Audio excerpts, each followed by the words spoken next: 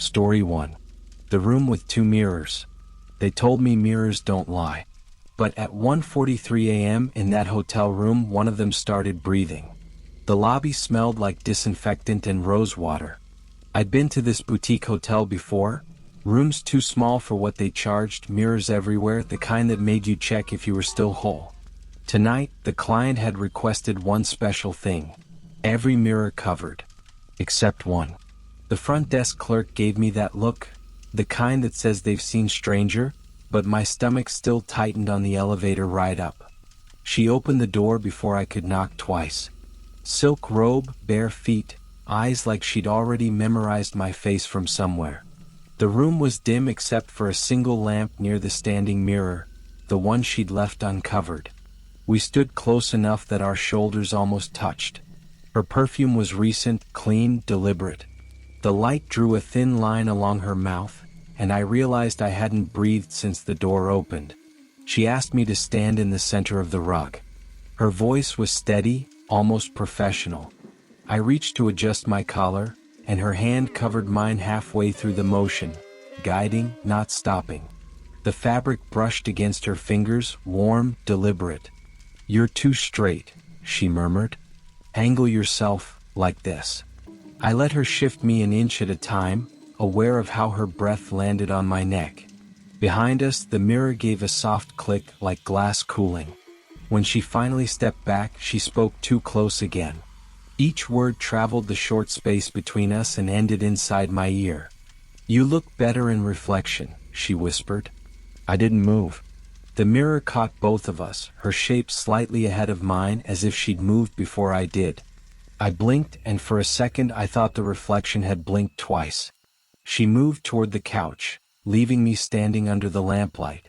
The air felt heavy, too still for the hum of the mini fridge nearby. I heard something, a faint rustle, from behind the mirror, just as I lifted my hand to fix my tie. The sound matched my movement, delayed by half a breath. I froze. The crack down the mirror's center caught the lamp's glow and split it in two, like it was watching from both sides. I sat across from her at the small table. She didn't pour wine, just studied my posture, the line of my arm resting on my leg. "Keep it that way," she said softly. Our knees touched under the table, by accident, I told myself, but neither of us moved. The contact stayed warm, steady. Another faint sound came from the mirror, a shift of weight, as if someone mirrored our angle too perfectly. She leaned forward, studying me like a portrait in progress. Her hand rose, slow, careful, to move a strand of hair that had slipped near my eye. The back of her fingers grazed my temple. A tremor ran down my neck before I could hide it. "Better?"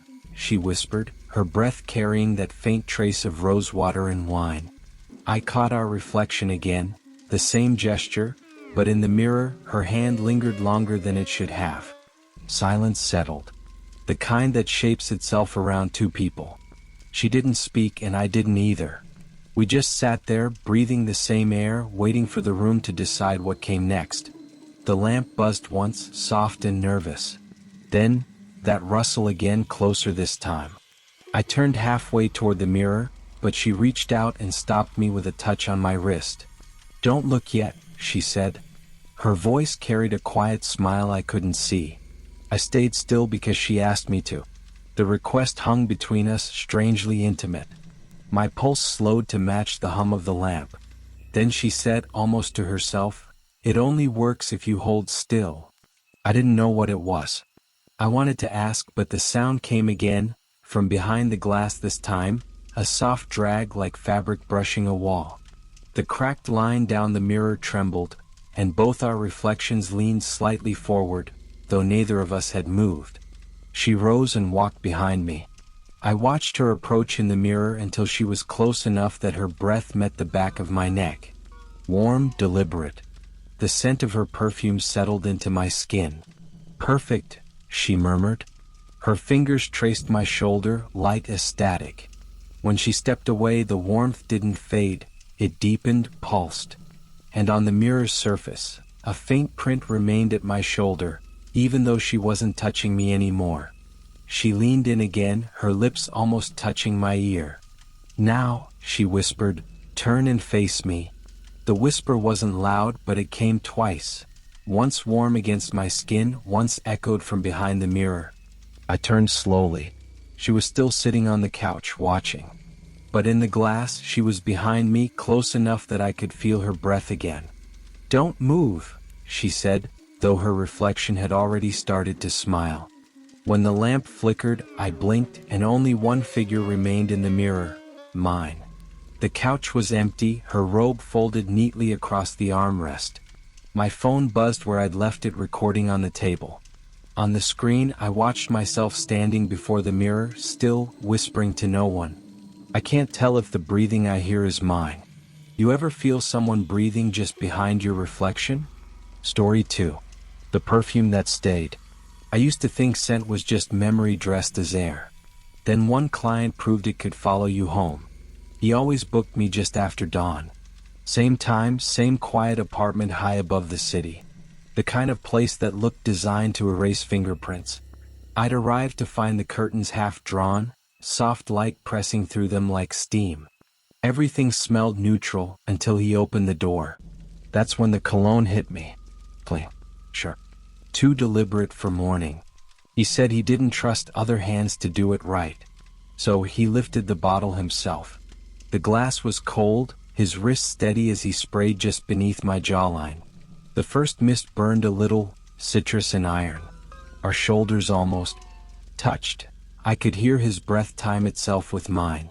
The air between us turned humid, like it had learned to listen. When I adjusted his collar, my fingers brushed the warm fabric at his neck. He didn't flinch, just smiled like it had been rehearsed. The scent rose between us again, sharper now, coating the back of my throat. I told myself it was expensive cologne that lingered because it could. Still, it felt heavier than air should be, like the room had learned to breathe through me. He leaned close to say something, too close. His voice arrived before the words did, slow and warm against my ear. "Don't move," he murmured, though I hadn't.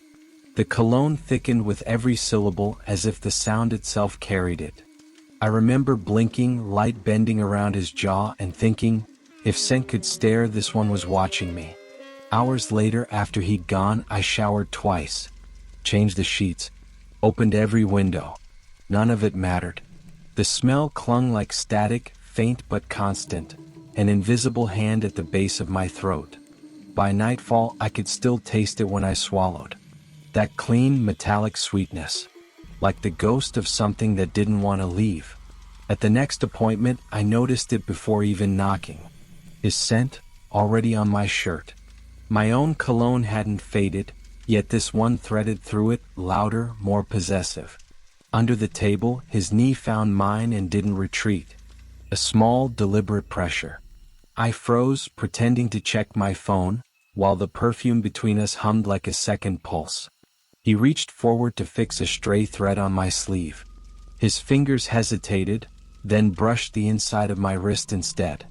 The contact was light, almost polite, yet it left a pulse behind. I caught the faint tremor of his breath as he leaned in, just enough for the heat to register on my skin. The scent flared again, crowding out oxygen. My skin reacted before I did, gooseflesh under a warmth that didn't belong. We didn't speak for a while after that. The silence filled every corner of the apartment until even the ticking clock sounded intrusive. The air grew thick, carrying the perfume like a slow fog. Each inhale felt rehearsed, synchronized. I tried to laugh it off, to break whatever rhythm we'd fallen into. But the room didn't want to release us. It listened. After he left, I noticed the bottle on his counter wasn't capped. A small detail, but it bothered me. I couldn't remember him ever leaving it open. I almost reached for it, then stopped. There was something about the way the glass caught the light, like it was breathing. I left without touching it, but as the elevator doors closed, the scent still pressed against my throat, patient and waiting. When I got home, my own bottle was gone. I checked the dresser, the bathroom, the drawer where I kept small things that mattered. Empty. Yet the air smelled the same as his apartment. Sweet, metallic, freshly sprayed. My pulse stuttered. The warmth on my neck came back, phantom soft.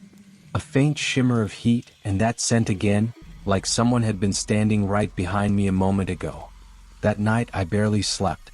Every few minutes I'd hear the faintest whisper near my ear, words I couldn't catch, tone too soft to be real. Once I felt the air warm against my neck like breath testing the distance. I turned fast. No one there. But the sound seemed to retreat, slow, careful. The scent pulsed again, thicker, newer. Would you notice if someone replaced your scent with theirs? Morning came pale and quiet. My head ached from the perfume hanging in the air. I stood, unsteady, and saw the bottle back on my dresser. Uncapped, a single drop at the rim. The sheets behind me still held heat. When I leaned down, the pillow smelled freshly sprayed, as if he'd only just risen, leaving the air to finish the rest. Story 3. The client who never touched me. He said he only wanted to talk, but every silence felt memorized, every word rehearsed. I thought I was the one being paid to perform. I was wrong. He said he only wanted to talk. Midnight, polished apartment, curtains half drawn like stage wings. I was supposed to play a part, but the way he arranged the chairs, facing too close, just off-center, made me feel like the set had been rehearsed without me. The old tape recorder on the glass table waited, red light steady. He pressed record and smiled, polite, unreadable. We sat so near our knees almost met. His suit smelled of something clean, recent, expensive. When he leaned in, the perfume freshly passed brushed the air between us. The light drew the outline of his mouth. Every question came with a pause, like he was listening for someone to cue him. I answered anyway, though I wasn't sure who was directing the scene. He asked if I ever felt rehearsed too. I smiled, adjusted his collar like it was part of the act. My fingers grazed the warm fabric, just enough to seem accidental, yet the way his breath slowed told me it wasn't. The texture of the cloth scraped lightly, the sound small but clear against the silence that stretched too long.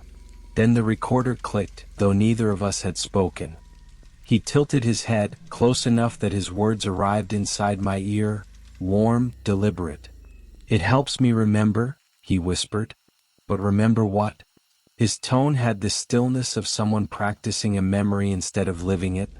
I could feel his breath trace the edge of my jaw, a line of heat that faded the second I noticed the sound again. Click. The machine kept time with our pauses, not our speech. I asked if he used the tapes for work. He smiled, too slow. "For truth," he said, like that explained anything. The reel spun even faster, though no words filled it. The air smelled faintly of metal and something faintly sweet, like perfume that shouldn't have lingered this long. I leaned back, trying to breathe around it, but the silence pressed close, thick enough to feel. Under the table, his knee brushed mine and didn't retreat. The contact was light, careful, almost testing. For a moment the tape stopped clicking, as if listening with us. He didn't move his leg. The weight of his stare stayed on my mouth, heavy as the heat between our shoes. When the reel snapped again, he flinched, and I realized he wasn't the one who'd started it. He reached up, brushing his hair back, and I noticed the faint tremor in his hand. Out of habit, I reached to move a loose strand from his forehead. His skin shivered beneath my fingertips, the reaction too quick, too intimate. The air between us changed, goosebumps, breath, and silence tangled into one.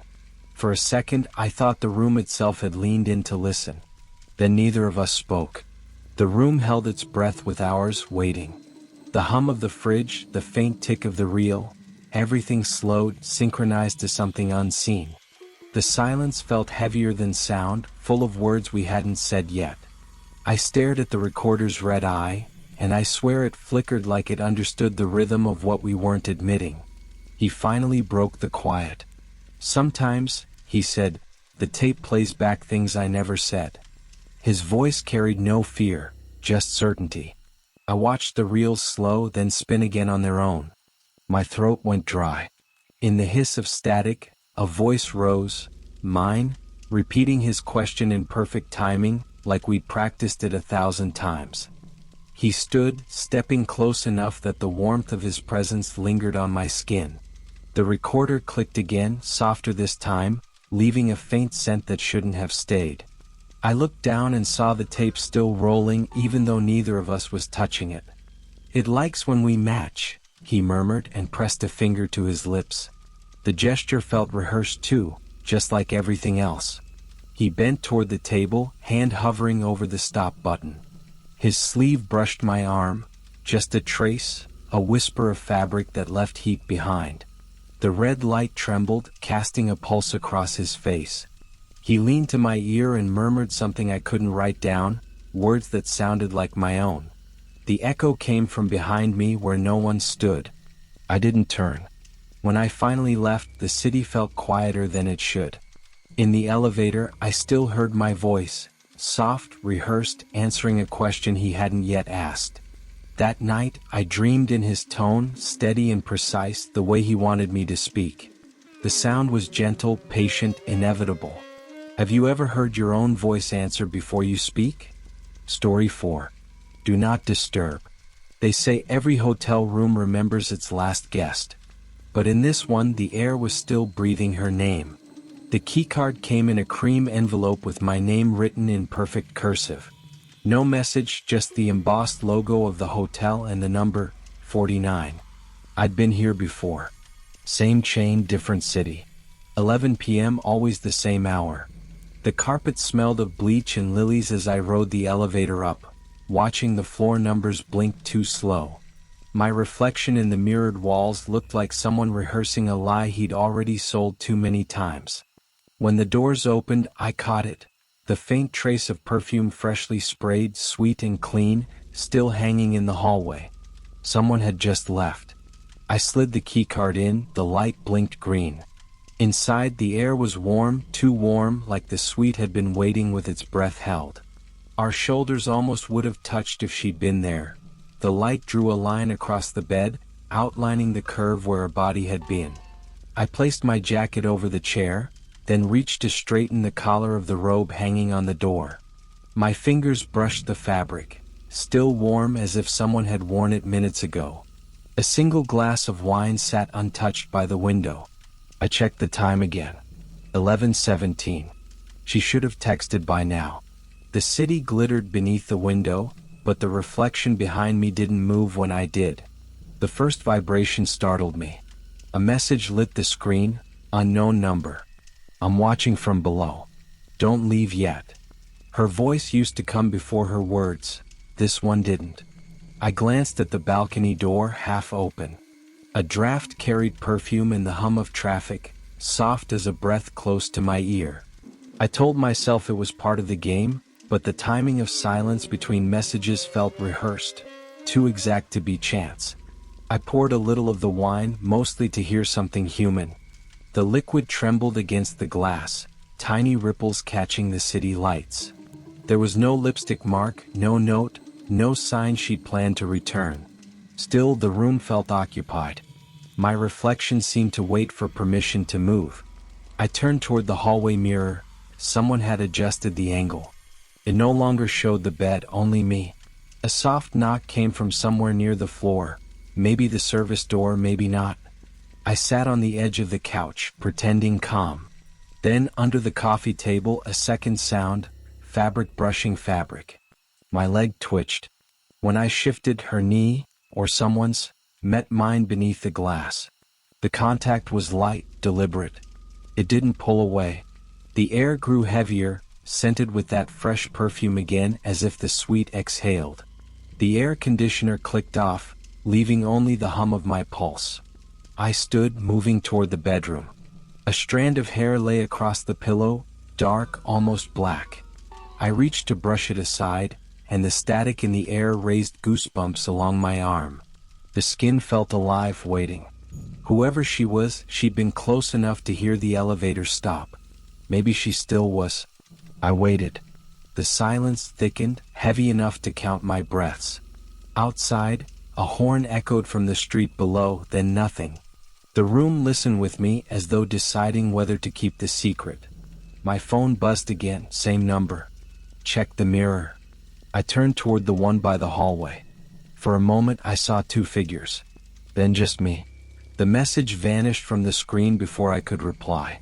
The hall outside stayed silent. I checked the door, locked. My pulse beat against the handle. Anyway, I thought of leaving, but the idea of the unknown sender watching from below held me still. Maybe that was the point. Obedience as proof of faith.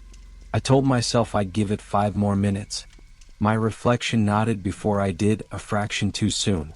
When I turned back toward the couch, something caught the light, my keycard resting on the marble nightstand. I hadn't left it there. The heat of skin lingered on its plastic edge. A faint scent clung to my wrist, familiar and wrong, like perfume worn by memory. My phone chimed again, new message, "I'm downstairs. The man in your room isn't me." The wine glass trembled. So did I. The elevator chimed somewhere below. No footsteps followed. I stayed frozen, phone in hand, staring at the suite door. Then a whisper brushed the side of my neck, soft, warm breath, almost shaped into words. I turned fast. Nothing. Just the door slightly ajar, light from the hallway spilling across the carpet. My phone lit again. Do not disturb him. The voice that wasn't there seemed to repeat it from behind the mirror. The room phone rang once. Then again. The caller ID showed my own number. I stood between the mirror and the bed, perfume thick in the air, heartbeat loud enough to answer for me. The keycard blinked red on the nightstand, as if denying entry to someone already inside. I reached for the receiver, hesitated. Would you answer a call meant for the version of you upstairs? Story 5. The curtain between us. They said loneliness makes people do strange things. But I never thought it could paint itself into a room, watching me through a curtain that breathed. Rain blurred the windows of his loft when I first arrived. The building smelled of turpentine and wet brick.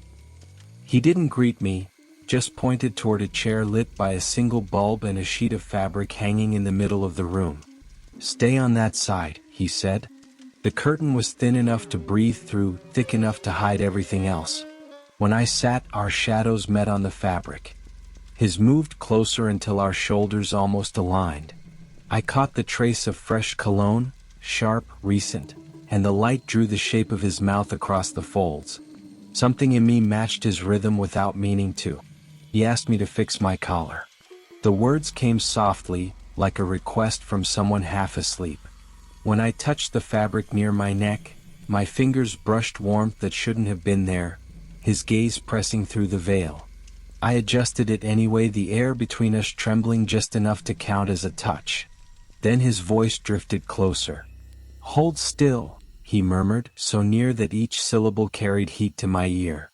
I could hear him breathing, slow, deliberate, as if the sound itself were part of the composition. The curtain fluttered once, and for a moment it felt like his breath replaced mine. He painted without speaking. I could hear the slow drag of the brush, the faint tap of bristles meeting canvas. Every few minutes he'd step back, studying my outline through the gauze of light.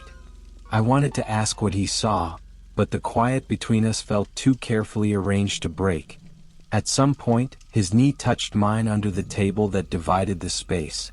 The contact was small, almost an accident. But he didn't pull away, and neither did I. The rain outside covered the silence like static, and the room began to smell of oil and skin warmed too long in the same air. He crossed to my side for the first time, or nearly did. The light shifted as he reached toward me, stopping at the curtain's edge. His hand rose, hesitated, then brushed a strand of my hair that had slipped forward. The fabric between us caught the motion, trembling like it wanted to remember the touch. The skin beneath my temple tightened, a shiver of permission. We stayed like that for a long while, neither of us speaking. The rain had softened into a slow rhythm against the glass, matching the sound of our breathing. The curtain swayed slightly back and forth, as though testing what silence could hold. It felt alive, the pause before confession or a promise. He began speaking again, almost to himself. It's never the face, he said. It's the space around it that tells the truth. His words made the air heavy. I could picture him just beyond the glow, studying me as a shape he could control, something obedient to light. I didn't move. I wanted to know what truth he thought he was painting. When he finally stepped back, the curtain brushed my arm. It left a faint warmth there, like breath lingering after a whisper. I smelled paint, sweat, and a note of perfume that wasn't mine. The lamp flickered, and for a heartbeat I saw my own shadow stretching toward his side of the room, but his was gone. I rose, half expecting him to laugh from the dark. The curtain moved again, just slightly, as if someone had stepped away a second too late. I reached out. The fabric was warm, alive with the trace of a body that should have been there. My pulse matched the sway. Would you move the curtain if the warmth felt good? When I came back the next day, the loft was empty. The easel still faced the same direction, the paint still wet. On the canvas, an unfinished outline, my silhouette caught mid-breath. The curtain hung motionless, but when I stood before it, the air on the other side still felt occupied.